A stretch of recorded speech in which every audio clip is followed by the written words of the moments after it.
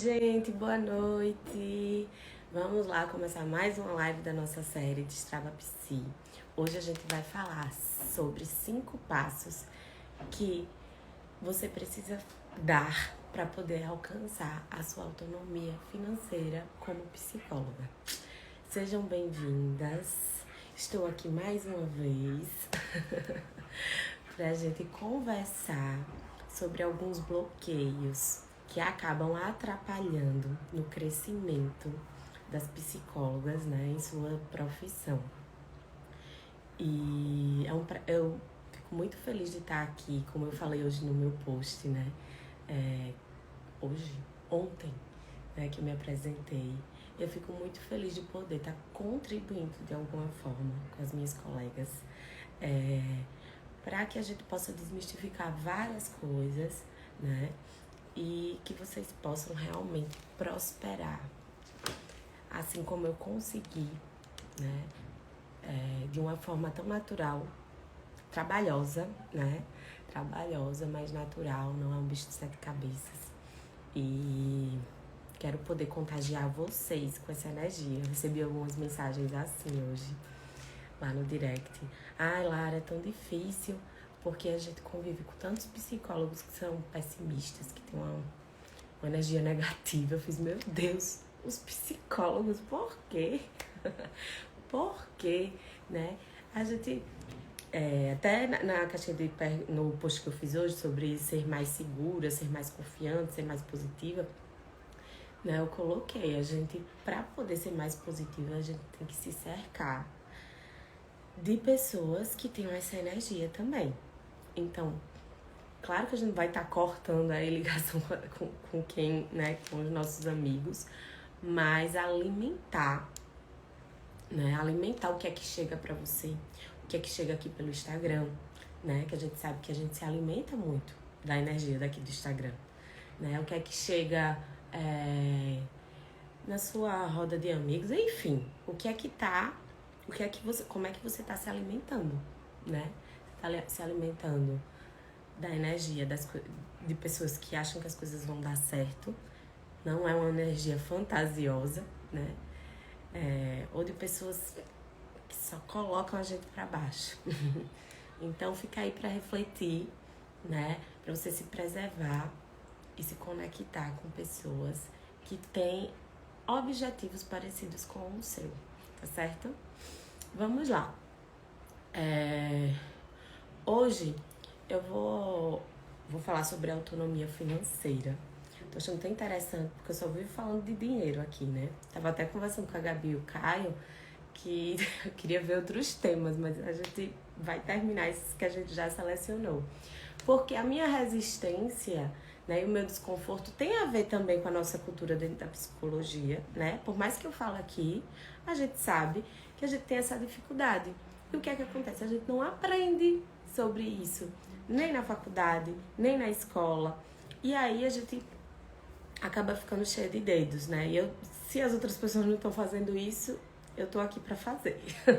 Então vamos lá, mais uma vez, mais uma live falar sobre dinheiro, né? Na vida da psicóloga, né? Eu sei que toda psi sonha, né? Em ter autonomia financeira, em ter estabilidade financeira e não ter uma renda flutuante. Na verdade, eu sei que o maior medo de todo mundo que ainda não entrou, né, nesse mundo da psicologia clínica é ter uma renda flutuante. Por quê? As pessoas, não sei quem, mas as pessoas que não deram certo, ou então que não se organizam, vivem propagando que toda psicóloga clínica não consegue ter estabilidade. E que para você sobreviver, você precisa atender no consultório e ter um emprego fixo. Ou então atender no consultório particular e atender pelo plano.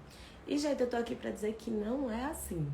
Não precisa ser assim. Existe outra forma que vai nos dar mais qualidade de vida, né? Vai nos dar mais satisfação, mais prazer e que é possível sim a gente alcançar essa meta desse faturamento que a gente tanto sonha, né? Com estabilidade, sem flutuância. Então, vamos falar, vou citar aqui alguns passos para a gente poder conseguir isso. Aqui eu não vou dar Oi, Carlene. Quando você entrou, eu fiz. Pronto, Carlene não é dessas. Pode se cercar dela. É uma colega empreendedora, a mesma vibe que eu. Então, eu não vou dar aqui um tutorial de maquiagem, tá, gente? Eu deixo muito claro em todas as lives que o que eu tô falando aqui não é fácil. O que eu tô falando aqui exige muito trabalho, certo? Não é simples, não é cômodo. Cômodo, não é cômodo, tá? Você não vai conseguir você ficar na sua zona de conforto. É algo a ser absorvido, processado, né? Planejado para poder conseguir colocar em prática, e vai exigir de você muita coragem também. Então, ai gente, desculpa, hoje eu tô... Nunca mais a garganta tinha pesado aqui, mas hoje eu tô assim, não sei por quê. Vamos lá. Por que é importante a gente falar sobre isso? Por que é importante a gente entender como é que a gente vai conquistar nossa autonomia financeira sendo psicóloga clínica? Porque ninguém ensina isso a gente. Ninguém fala que é possível isso pra gente. A gente não aprende na faculdade, a gente não aprende organização financeira nem gestão na escola, no colégio, que eu acho que era algo essencial pra gente aprender. E aí a gente sai da faculdade perdida, né, achando que a gente vai ser alimentado à luz. Isso não acontece. Pra gente poder conseguir essa autonomia financeira, a gente precisa de muita mentalidade empreendedora, se você tá aqui na área da psicologia clínica.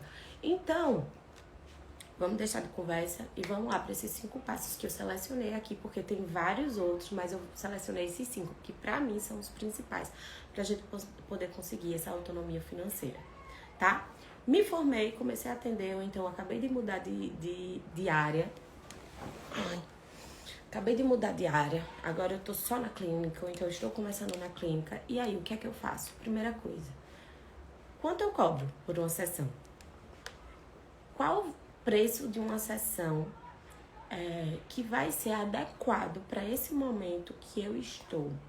Que eu estou começando, que eu estou agora, mas eu sei que não tá atualizado, né? Ok, você não começou agora, mas você está assistindo a minha live, você não tem estabilidade financeira, você não tem autonomia financeira e você quer alcançar isso. Primeiro passo, fazer uma pesquisa de mercado. Se você colocar um preço na sua sessão que seja nada a ver, que não seja compatível com a profissional que você é, e aí a gente tem que analisar entre valorização e pé no chão, né? Porque se você está iniciando agora, você não pode cobrar um valor lá em cima, um preço lá em cima, certo? A gente tem que cobrar um valor que seja compatível com o nosso trabalho, que nos valorize, né? Mas também não pode ser um preço sem noção. Porque vão ter outras pessoas ali na nossa região, vai ter... Eu não gosto de ficar pensando muito em concorrência, mas a gente tem que saber que a gente não tá aqui, né, sozinho. Então, a gente tem que se você... Se essa pessoa que te procurar fizer um comparativo, pode ser que isso seja um impedimento. E claro, como eu falei na última live, ninguém precisa estar sabendo, me formei, vou botar na porta, acabei de me formar. Não é que as pessoas vão estar sabendo isso, mas isso vai ser mais coerente com a sua realidade, certo? Então, o primeiro passo é você fazer uma pesquisa de mercado. Lara, como é que eu faço isso? É com uma prancheta que eu saio? Não, gente. É você entrar em contato com alguns profissionais que estejam mais ou menos na mesma condição que você, na mesma localização que você, que seja mais ou menos da mesma abordagem, que tenha um tempo equivalente, mas que já estão atendendo, e perguntar quanto que você cobra. Ninguém vai morrer perguntando e ninguém vai morrer recebendo essa pergunta, tá certo? Deixa eu ver aqui que fizeram as observações e eu sei que se eu passar... Tirei licença sem vencimento de meus 2 empregos efetivos para viver da psicologia. É possível sim. Ai, adorei. Adorei seu comentário, cachola viva. Isso é uma crença que nos foi dada desde sempre, mas que estamos aqui para quebrar essas crenças. Exatamente. Vamos lá, vamos continuar quebrando essas crenças. Então, gente, o primeiro passo é fazer a pesquisa de mercado, tá? Para você estipular um preço para sua sessão que seja compatível com a sua realidade, que seja justo para você e que seja um preço com noção, tá bom? O segundo passo é a captação de pacientes. O passo mais lindo que todo mundo teme, que todo mundo acha que é o bicho de 7 cabeças. E na verdade, meu Deus, eu tenho que lembrar que não posso ficar mexendo no cabelo. Que na verdade pode ser algo assim, muito menos demandante do que a gente imagina, né? Na verdade, muito menos demandante não. Demandante é bastante, mas muito mais possível do que vocês acham que não é, certo? Nesse passo aí é pancada, né? É um monte de coisa que a gente precisa fazer e um monte de coisa que eu já falei aqui nas lives. Mas a captação de pacientes é a gente ter uma série de atitudes e de ações estratégicas para poder as pessoas saberem que você está trabalhando, com o que você está trabalhando, né?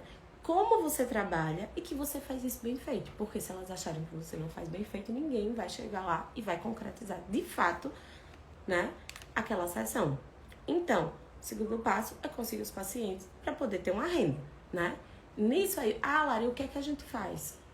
A gente faz o Instagram, no Instagram a gente fala sobre o nosso trabalho, a gente produz conteúdo, a gente grava vídeos, a gente faz parcerias com colegas para falar sobre determinado assunto. Aí alguém vai te chamar para dar uma entrevista, você vai aceitar. Aí você tá no salão fazendo a unha e aí alguém pergunta com o que você trabalha, você vai falar que você trabalha com psicologia, você vai falar isso com muito amor, com muito entusiasmo, que aquela pessoa já vai saber que você é uma psicóloga massa. Não é que você é uma... Ela não tem como saber que você é uma ótima psicóloga, mas ela tem como saber que você vê a sua profissão com entusiasmo. Não é aquela coisa, eu sou psicóloga, não, eu sou psicóloga, eu atendo ali no mundo, eu atendo crianças, eu atendo adolescentes, eu atendo adultos, eu atendo, sei lá, o nicho que você atender aí, tá? Então você vai falar sobre o seu trabalho, você vai fazer com que as pessoas saibam com o que você trabalha e como você trabalha, qual o público que você atende e que você faz isso com qualidade. É assim que a gente consegue pacientes, tá, gente? O terceiro passo é a manutenção da agenda. Porque não é porque a gente conseguiu determinado número de pacientes que a gente vai relaxar, né? Eu esqueci de falar uma coisa. Quando a gente estiver nessa captação de pacientes inicialmente, é importante a gente ter uma meta, né? Quantos pacientes eu preciso atender por semana para poder conseguir a meta de faturamento que eu quero naquele mês. Entendeu? Cobrando esse valor que eu já consegui estipular de uma forma sensata pela pesquisa de mercado que eu fiz no primeiro passo, ok? Então, quando a gente tiver, consegui 20 pacientes.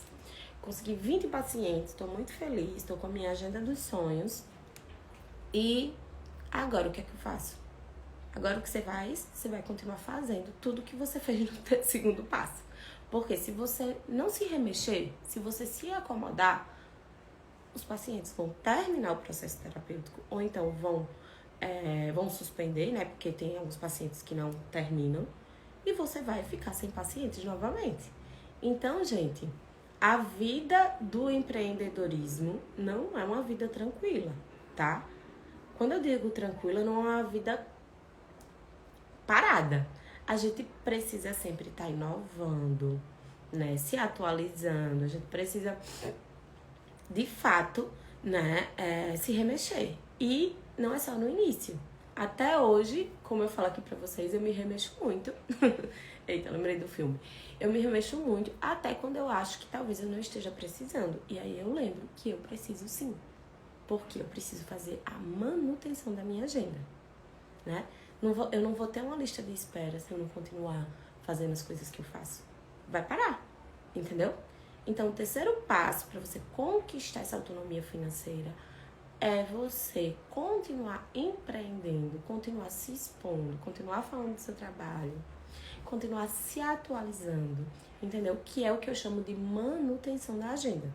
Que é aquilo que eu lhe falei. Quando eu tô com preguiça de dar uma entrevista, eu penso, não, Lara, eu não lhe permito não ir dar essa entrevista, porque isso é importante para você continuar tendo visibilidade, tá certo? Então, o terceiro passo é isso. Então, ok, consegui a quantidade de pacientes, né, que eu sonho, tenho a minha agenda dos sonhos, estou me movimentando. O que é importante, Lara, para que eu fique mais segura, né, no meu trabalho, em relação ao faturamento, em relação à organização. Eita, não, pulei um passo. Preciso falar de outra coisa antes. O quarto passo é isso mesmo. Estou com os meus pacientes, mas sabe o que está acontecendo? Eles não estão pagando. Eles faltam. Eles cancelam no dia e eu não cobro. Tá a maior confusão no meu faturamento no final do mês. Por quê? Porque você não está sendo firme na manutenção do contrato. Para que as coisas funcionem, você não tem uma flutuância de faturamento, não tem uma renda flutuante, você precisa ser muito firme na manutenção e na cobrança dos pontos do teu contrato. Primeiro, você precisa ter um contrato, né? Se você não tem, não era uma coisa nem que eu precisaria estar falando aqui, se você não tem, você precisa ter um contrato terapêutico, que você vai entregar eles impresso na primeira sessão para os pais ou para a pessoa, e vai também falar verbalmente, quando você, no final da primeira sessão, quais são as suas orientações. Ali você vai dizer como que você trabalha. E ali você vai falar sobre burocracias, que eu sei que muita gente fica incomodada para falar sobre isso, fica com medo, né? Fica achando que não é coisa de psicólogo, mas se você não falar, você vai ter sua renda flutuante. E as pessoas não vão respeitar o seu trabalho. Eu tô sendo bem sincera aqui, porque eu conheço várias psicólogas que não se sentem valorizadas, porque as pessoas desmarcam, porque as pessoas cancelam, porque as pessoas não pagam. E aí eu vou dizer, uma porcentagem muito grande dessa situação é porque você não sabe ser firme na manutenção do seu contrato, cobrar o que está ali. Então, se você no primeiro dia deixou claro a forma que você trabalha e a forma como que funciona aquele teu serviço que você está prestando, porque se em algum momento aqueles pontos não estiverem sendo cumpridos, por que você não vai cobrar? Entendeu? Se você tem alguém que fica responsável por essa parte, como eu tenho aqui a Tâmara, você vai treinar essa pessoa para que ela faça essas cobranças. Para que ela possa mandar as mensagens assertivas para poder fazer essa cobrança. Eu acho tão interessante que a gente ensina tanta assertividade no consultório, né, para as pessoas, e a maioria das psicólogas são péssimas em fazer isso. Eu odeio mexer com dinheiro. Eu amo mexer com dinheiro. Eu amo, não tenho problema nenhum em receber. Quando vem com o dinheiro em espécie, né, que ninguém tá acostumado mais com isso, alguns pacientes vêm. Não tenho problema nenhum em receber. É o meu trabalho, né? Quando você vai numa loja, você não vai lá, passa o cartão, então paga. Então, não é a mesma coisa, mas aqui é um serviço que eu estou prestando e que ele tem que ser remunerado, né? Então, a manutenção do contrato é justamente você ser firme e assertivo, né, no que você estabeleceu ali. Eu não sei o que você estabeleceu. Eu estabeleço tudo bem detalhado. Quando eu vou falar verbalmente, porque já tá tudo decorado aqui na minha cabeça, eu pareço uma metralhadora. E no final eu faço: tem alguma dúvida sobre algum ponto que eu falei? Não tenho nenhuma dúvida. Ok, você vai levar esse documento 2 vias e eu peço, por favor, que você leia em casa e me traga uma via assinada na próxima sessão. Eu tento deixar tudo amarradinho para que haja o mínimo de pontas soltas. E quando acontece, né, de alguém não cumprir ou então não entender, eu faço: lembra como eu te expliquei na primeira sessão? Ou então a Tâmara faz, né? Como consta no contrato, então como eu lhe expliquei na primeira sessão, isso, entendeu? E aí tudo funciona, porque é justo pra gente, é justo pra pessoa. Agora você não pode cobrar uma coisa se você não tiver estabelecido na primeira sessão, né? E eu já fiz isso.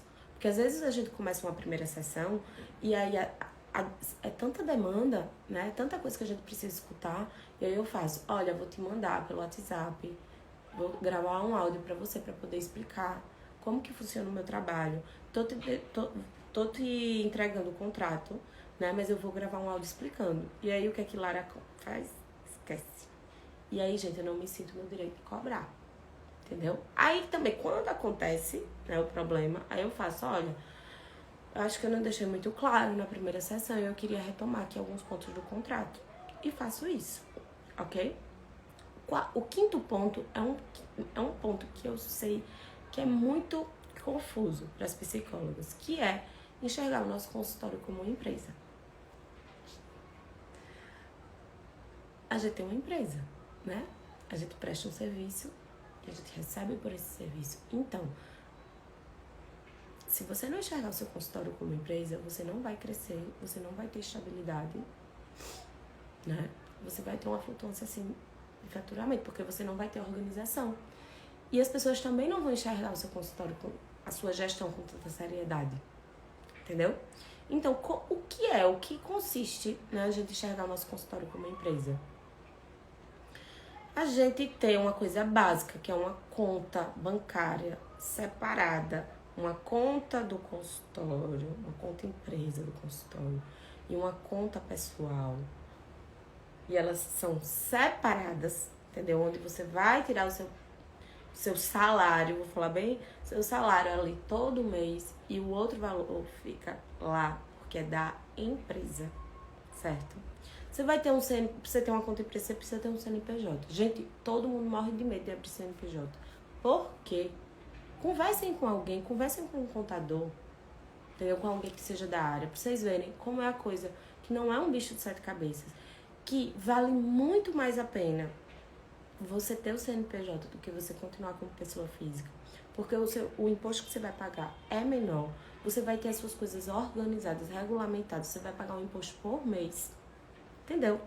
Inicialmente você vai pagar um valor que é para abrir, mas não é nada, eu não lembro, porque já faz tempo, mas não é nada que nos desestruture, entendeu? E aí todo mundo insiste em continuar como pessoa física. Não façam isso.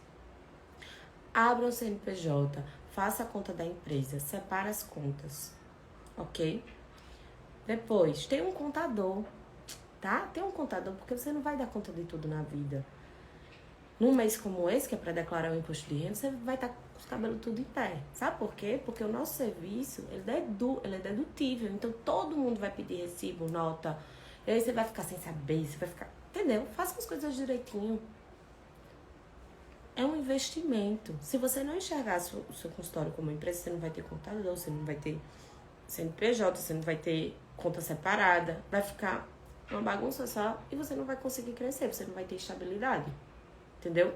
Outra coisa importante quando a gente enxerga o nosso consultório como empresa são os investimentos. Que psicóloga é danada pra ser mal acostumada em relação a gasto, que chama de gasto. Não sabe o que é investir. Né?